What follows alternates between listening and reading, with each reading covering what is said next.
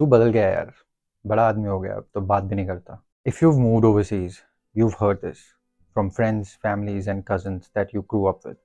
And every time there's that sting, that guilt that, am I abandoning everyone?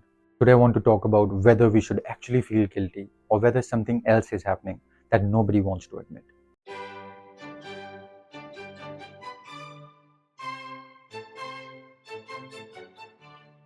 When I moved to Australia, I didn't just leave a country.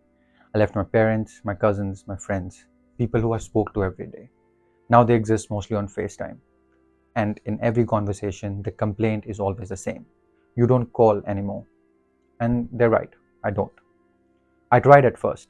I called regularly, remembered birthdays, but slowly it just went away. You get stuck with the routines of the new world. There's no time to call. You just message. And even that sometimes feel like burden. And for a long time, I felt guilty, like I was abandoning everyone. But here's what I realized. I didn't choose distance. Distance chose me. Migration doesn't just stretch geography, it also stretches your relationships. See, moving to a country isn't just about changing your location, it's about a psychological reconstruction of your own psyche. You create a different version of yourself. I used to be very emotional in my 20s. I wore my heart on my sleeve. And over the years, I've become more practical, more logical. I take emotions out of the decisions and out of conversations sometimes. And that doesn't go very well with the Indian culture. India runs on emotions. Relationships are maintained through constant check ins, validation, and reassurance. But here, I've learned a different operating system where independence is assumed, silence isn't always distance, and boundaries are normal. And here's what people don't realize: when someone leaves for a long time, the people back home are living with the last memory of that person. In my relative's mind, I'm still that 19-year-old Shubham, emotional, talkative, always available. But that Shubham doesn't exist anymore, and they were not here to see that change happen. So when people say that tu badal gaya hai, they're not wrong. I have changed. But the way it's said, it's designed to make you feel guilty. Like change is something of a betrayal. Should we feel guilty about adapting to a new world? For surviving a transition that they didn't have to go through themselves? I don't think so. Because guilt drains you.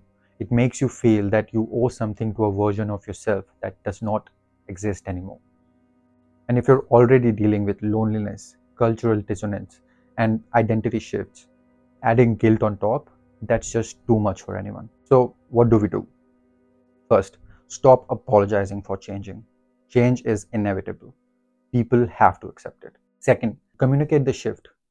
Tell them that the person you remember, he's not here anymore. Let me tell you who am I now. Share what shaped you. Share your struggles, the loneliness, the constant rebuilding. Give them context so it doesn't feel like abandonment to them. Their hurt is valid. It does hurt to lose someone. But their hurt doesn't mean that you did something wrong. It just means that change is hard for everyone. If you've moved overseas and you feel guilty about not calling enough, here's what I want you to hear. You're not abandoning anyone. You're surviving something most people will never understand. Maybe nothing is wrong with you. Maybe you're just evolving in a way that they didn't witness. And evolution always looks like a betrayal to someone who stayed still. Next week, I'm going to talk about the real cost of living in Australia. Not money, something deeper.